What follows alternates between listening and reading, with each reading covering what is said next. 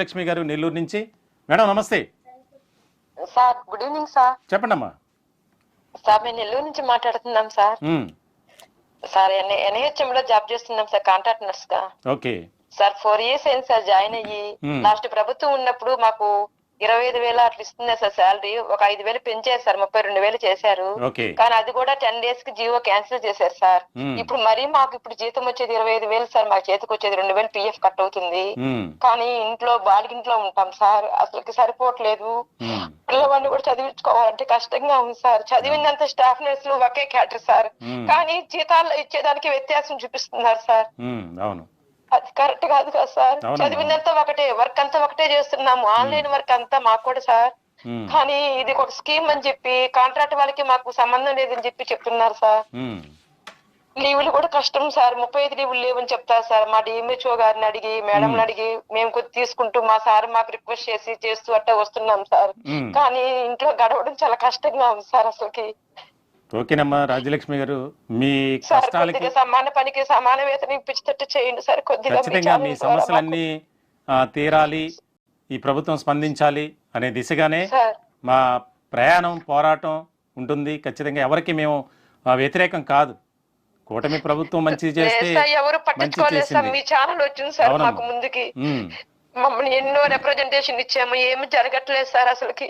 అందుకే ఏదో అందరూ కూడా డ్యూటీలకి, ఆటో ఛార్జీకి రాజ్యలక్ష్మి గారు అందరూ కబుర్లు చెప్తారు. దానికి సంబంధించి మేము ఆ యొక్క క్షేత్రస్థాయిలో పరిశీలించాలి, ఏం జరుగుతుంది, ఏదో అంటే మీరు చెప్పేది ఎంతవరకు వాస్తవం, అక్కడ ఉన్నటువంటి వాస్తవిక పరిస్థితులు తెలుసుకోవడానికే మా చైర్మన్ గారు మంచాల సాయి సుధాకర్ నాయుడు గారు ఒక పర్యటన చేశారు. అది ట్రయల్ రన్ మాత్రమే.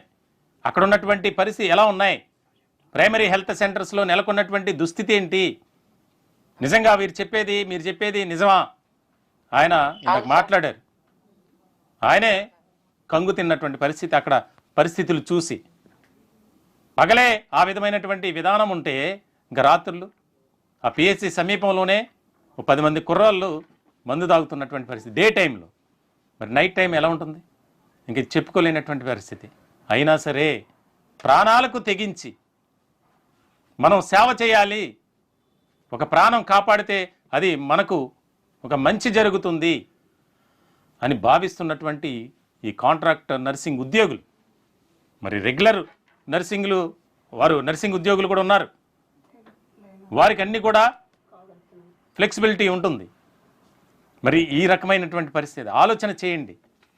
కూటమి ప్రభుత్వంలో ఉన్నటువంటి పెద్దలు దయచేసి వారి సమస్యలను తీర్చడానికి మీరు ఖచ్చితంగా ముందుకు రావాలని మేము కూటమి పెద్దలను, ప్రభుత్వంలో ఉన్నటువంటి పెద్దల్ని మేము వేడుకుంటున్నాం, ప్రాధేయపడుతున్నాం. దయచేసి ఒక ఆలోచన చేయండి, మీ సమస్యలు తీరాలి. దానికి సంబంధించి మేము ఖచ్చితంగా బ్యాక్ బోన్గా నిలబడతామని ఈ సందర్భంగా మరొకసారి తెలియపరుస్తున్నాం.